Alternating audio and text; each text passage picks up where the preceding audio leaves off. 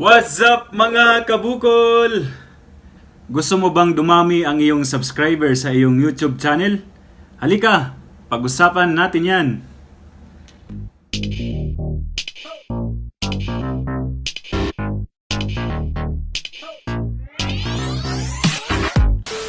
Maraming paraan para mapabilis ang pag-angat ng iyong subscribers sa iyong YouTube channel. Ayan, so yun po yung ating topic ngayon. So, unang-una, para mapabilis ang pag-angat, kailangan mong sumali sa mga live streaming, sa mga sikat na live streamer.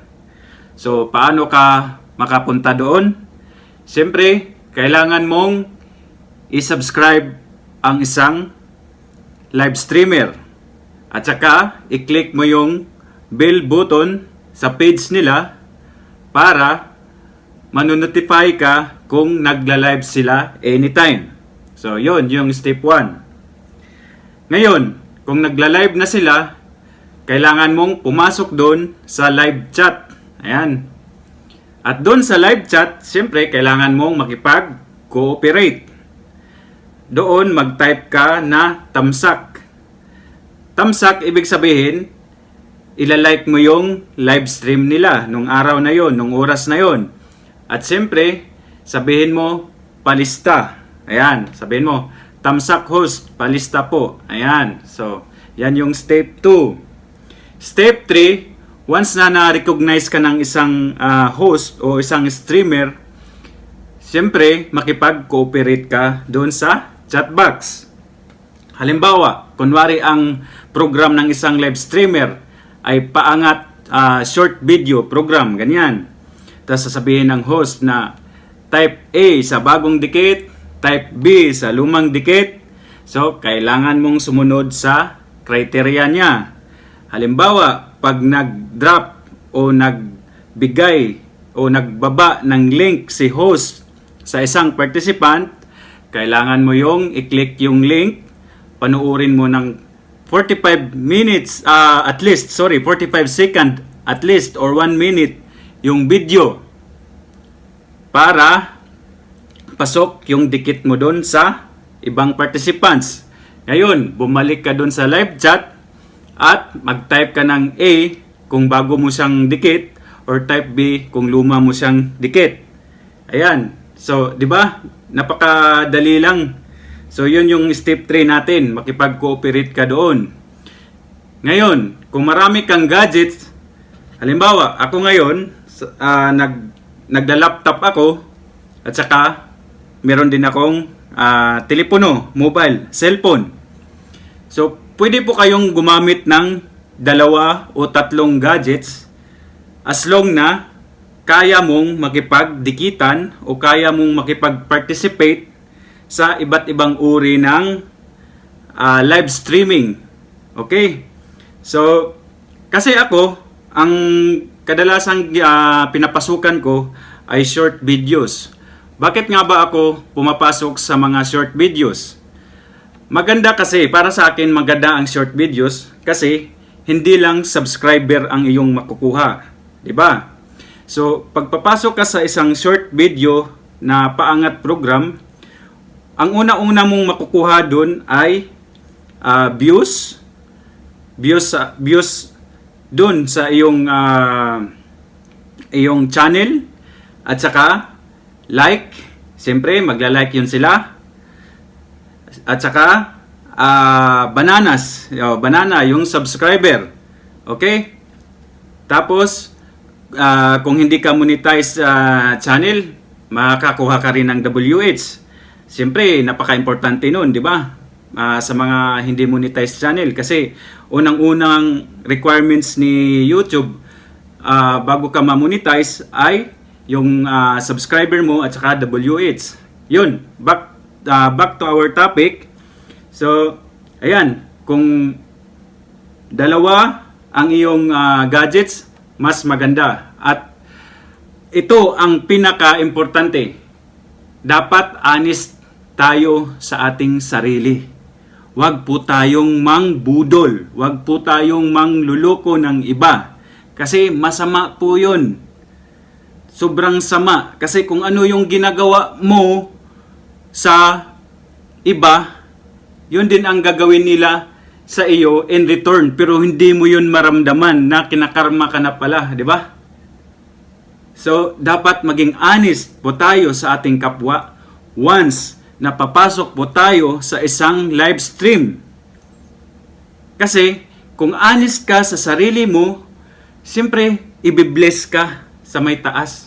Tutulungan ka. Basta magsipag ka lang, maging honest ka lang sa iyong pagdidikit sa kaninong live streaming. Okay. So, ngayon, halimbawa, nandito yung laptop ko, nandito yung cellphone ko. So, merong isang sikat na live streamer dito at meron din isang sikat na live streamer dito sa cellphone. So, dalawa ang gamit ko. Ang ano lang dyan, dapat mabilisan lang. Mabilisan lang tayo. Dapat alert ka at dapat active ka sa chat box para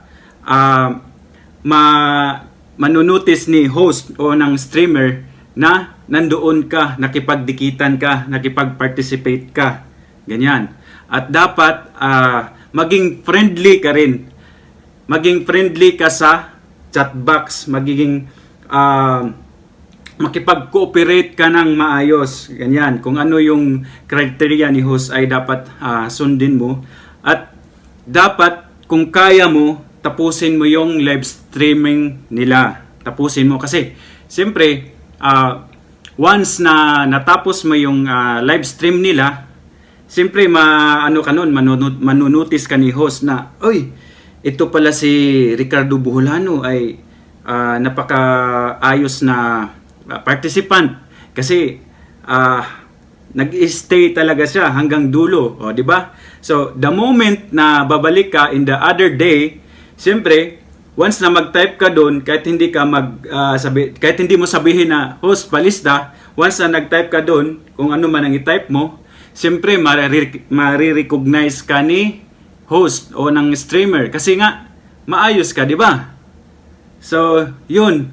Ang importante doon talaga, sipagan mo ang iyong pangingisda. Sumali ka sa mga live streaming.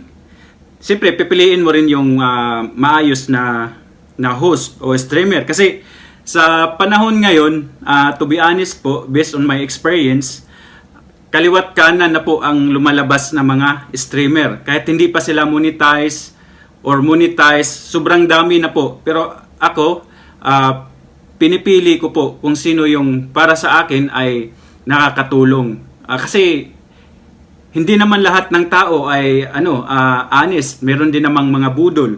Kaya yun, kailangan po nating pumili ng maayos na live streamer o host. Ganyan. At importante, honest tayo at saka masipag tayong mangisda. Ayan.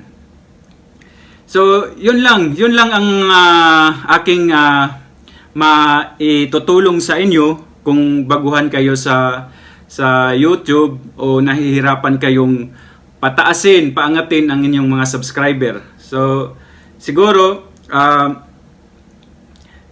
may mga bagay na maaring ika-distract sa ating pag-YouTube, di ba? So, siyempre, mahirapan, parang pagka may mga time na parang kailangan na nating mag-give up, di ba? Kasi parang di mo na kaya, ganyan. Pero, mga kabukol, wag po kayong sumuko. Kasi, dumating din ako sa point na ganyan, yung parang gusto ko nang mag-quit sa pag-YouTube kasi ang hirap kunin ang requirements ni YouTube na yung 1,000 subscriber at saka 4,000 na watch hour.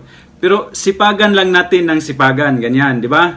Kasi kung gusto mo talagang makamit ang isang bagay, siyempre double effort po tayo, di ba? Double effort po tayo para makuha natin at makamit din natin end of the day yung ating mga pangarap, di ba? Ganyan lang. Okay? At saka kung meron man kayong idagdag dyan sa mga nanonood dyan ngayon, kung meron kayong mga good advices, please paki-comment na lang po sa ating chat box para naman ay ma-share natin sa iba, di ba? O ganyan. Kasi ang pag-YouTube kasi kailangan niya ng tulungan, kailangan ng pakikipag-ugnayan. Kung ano man yung na-share nyo, kung ano man yung natutunan nyo, ay dapat din natin i-share sa iba, di ba? Kasi ang ating kaalaman ay ano lang yan kumbaga hiram lang. So end of the day, lahat naman tayo ay, di ba? End of the day, tayo ay parang wala lang, parang bula, mawawala dito sa mundong ito. So why not na i-share ang ating experience, ang ating kaalaman, di ba? At least makapagpasaya tayo ng tao in a small way, kahit sa maliit na paraan. So, yun. So, sana sa bidyong ito ay may natutunan kayo. At saka sa mga tao dyan na very expert sa pag-YouTube, please naman mag-comment kayo dyan para mabasa ng ating mga taga-subaybay at masundan din ang inyong mga payo at matry din. Okay, so maraming salamat sa inyong panunood dyan.